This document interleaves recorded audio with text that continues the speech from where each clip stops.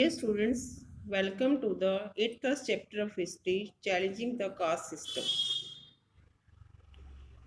You know, students, that caste system originated in India with the coming of Aryans. Early society was divided into four varnas, as you can see in the flowchart also. That is, the first was Brahmins, second Kshatriya, third Vaishya, fourth Shudra, and Parihar. Early society was divided into four varnas, and according to occupations, the people could adopt any profession according to their will. But it soon became hereditary. The social distinction and hereditary occupation in society were responsible for the division of the society into Brahmins, Kshatriya, Vaishya, Shudra, and Parihar. So during the 19th and 20th century, India experienced a series of social and religious movements to reform the evils prevalent in the society. And the major reasons behind the emergence of these movements was the growth of Western education and growing contacts between India and the Western world. देश में जो ये सामाजिक आंदोलन चलाए गए इसके पीछे कारण क्या था? इनके पीछे कारण था कि भारत के अंदर वेस्टर्न एजुकेशन का प्रभाव बढ़ रहा था और इंडिया का कॉन्टेक्ट जो वेस्टर्न वर्ल्ड से होने लगा था, जिससे कुछ सोशल रिफॉर्मर्स ने रियलाइज किया that there is a necessity to get rid of this rigid caste system, कि इस कास्ट सिस्टम से कैसे छुटकारा पाया जाए. So on in this field some reformers have worked for the caste system. These are Sri Narayan Guru, E.V. Ramaswamy Periyar, and role of Mahatma Gandhi in eradicating the untouchability. So in this way, today our topic is that is the reformer of the caste system. First of all, we will study about the role of the Sri Narayan Guru.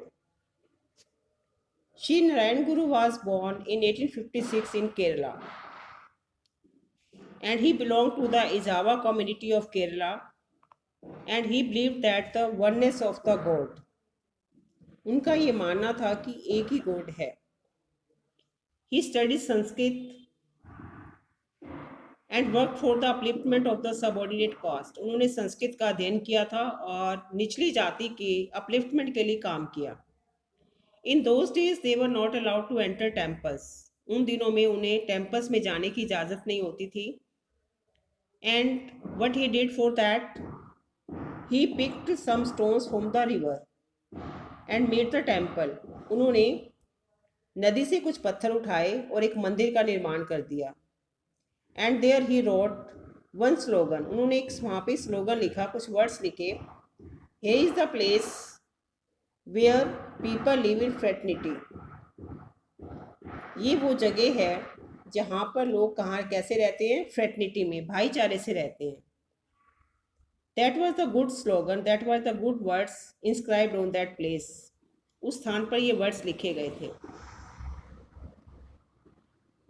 And he also given the slogan one caste, one religion and one God for all men. उन्होंने एक slogan दिया था, one caste, one religion, one God for all men, and he passed away in 1928. उन्होंने एक नारा दिया था कि एक कास्ट, एक धर्म और एक ही भगवान है सबका. So in this way he tried to reform the caste system. Now our next reformer is E.V. Ramaswamy Periyar. He was born in 1879 in Erode town, Tamil Nadu. He was an ardent supporter of social equality. सामाजिक समानता के वो घोर समर्थक थे. And he devoted his entire life fighting against casteism. उन्होंने अपना पूरा जीवन जातिवाद के विरुद्ध लड़ने में बिताया. And he started Vaikam Satyagraha against untouchability. Untouchability के विरुद्ध उन्होंने एक सत्याग्रह चलाया. जिसमें उनका कुछ और लीडर्स ने भी साथ दिया, national leaders like Mahatma Gandhi, C Rajagopalachari and Acharya Vinoba Bhave. These leaders were Mahatma Gandhi, C. Rajgopalachari and Acharya Vinoba Bhave. They helped him to remove the untouchability. E.V. Ramaswamy was the founder of the first known Brahminical organization in South India. In 1917 known as the Justice Party, जिसे 1917 में justice party के नाम से जाना गया. He started the self-respect movement and took active part in the Khadi and non-cooperation movement. उन्होंने self respect movement को start किया और खादी मूवमेंट्स में और नॉन कॉपरेशन मूवमेंट में पार्टिसिपेट किया.